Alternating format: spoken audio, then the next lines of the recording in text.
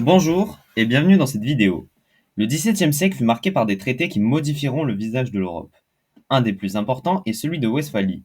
Publié le 24 octobre 1648 et ratifié en février 1649, ces traités mettent fin à deux grands conflits en Europe.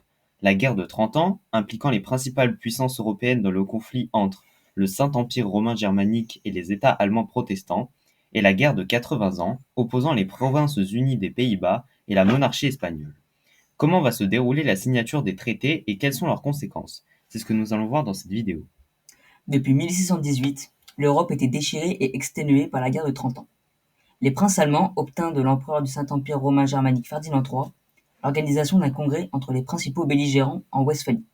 En mai 1644, les principaux belligérants sont la France, la Suède, le Saint-Empire romain germanique et l'Espagne. Comme les catholiques et les protestants refusaient de se rencontrer car le conflit était certes politique mais aussi religieux, la délégation catholique, réunie sous la présidence de Fabio Chigi, se réunit à Münster et la délégation protestante à Osnabrück. Les débats qui s'éternisaient n'empêchaient cependant pas la guerre de se poursuivre, et d'ailleurs les principales puissances espèrent que les combats purent faire basculer les négociations. Après 4 années de discussions ardues conduites par des représentants de chaque puissance et une diplomatie intense entre les souverains, 3 traités furent signés. Le traité de Münster, signé en janvier 1648, lors de ce traité, les Provinces unies obtiennent leur pleine indépendance.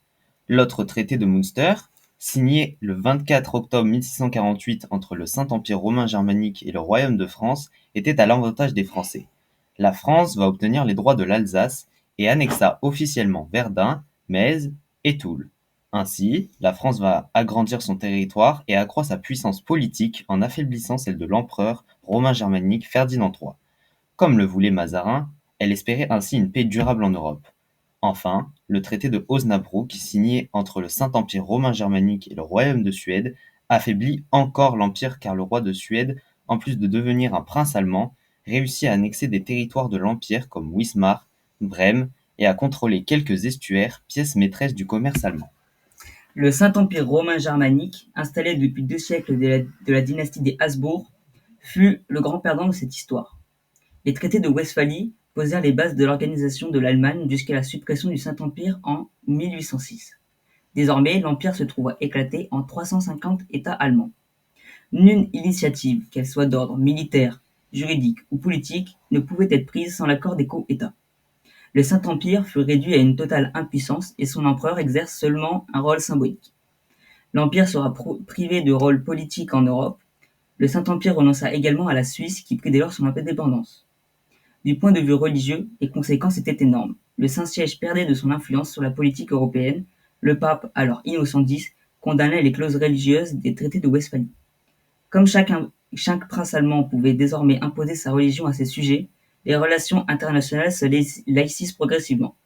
La chrétienté occidentale, unie autour d'une foi commune, dépendant de l'autorité du souverain pontife, appartenait maintenant au passé. Deux Europes vont alors coexister, une latine et chrétienne catholique et l'autre protestante et capitaliste.